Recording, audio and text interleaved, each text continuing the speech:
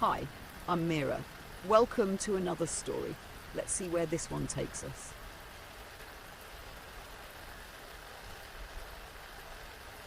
The assassin crouched in the shadows, their gloved hands steady on the cold metal of the rifle. The city lay still beneath the dim light of the street lamps, the air thick with tension.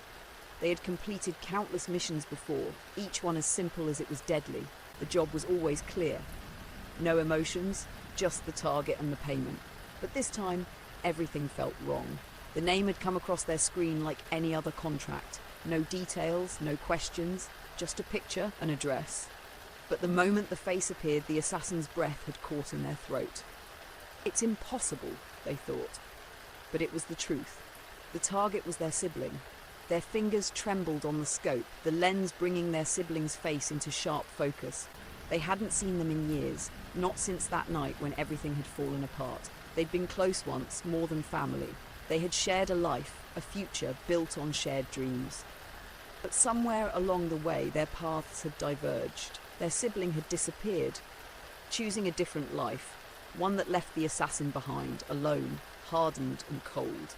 The assassin's chest tightened as memories surfaced, long summer evenings spent laughing, moments of shared joy before the world turned darker, before everything fractured. That was before the family splintered, before betrayal was the only thing left to hold on to.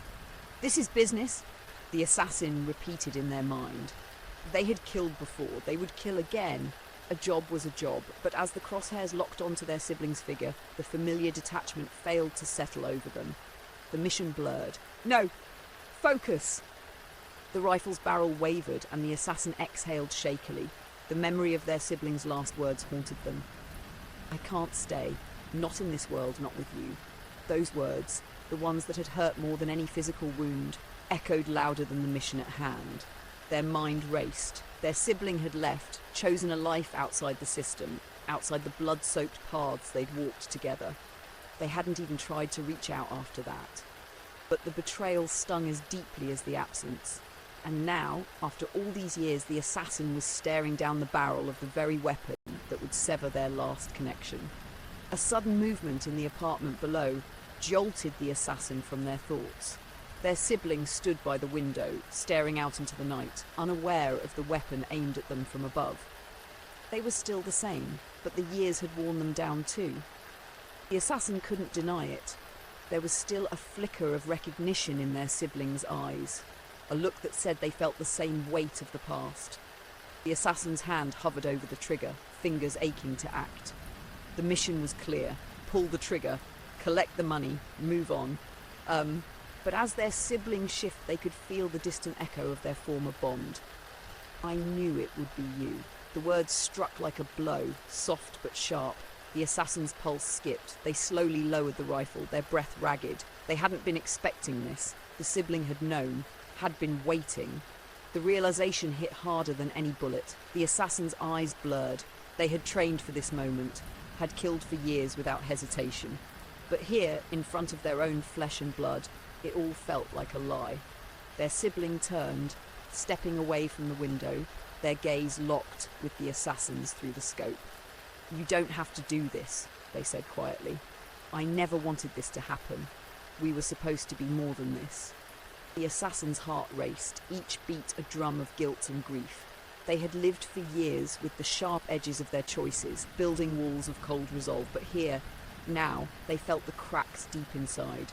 They remembered the bond they once shared, the warmth that once filled their home, the love that had been ripped apart by violence and choice. The rifle dropped from their hands, clattering softly against the floor. The assassin stood frozen, breath shallow, eyes wet with unshed tears. This wasn't just a contract. This was a person they once swore to protect, not destroy. "I can't," the assassin whispered, the words more of a confession than a declaration. They turned away from the scope, feeling the sting of the past creep into their chest, settling there like a stone. "I can't do it." The sibling didn't move, but their voice trembled with relief. "Then don't." The assassin stepped back, the weight of the decision still pressing down, but the first breath of clarity cutting through the fog. The job was no longer the priority. The mission had ended before it even began.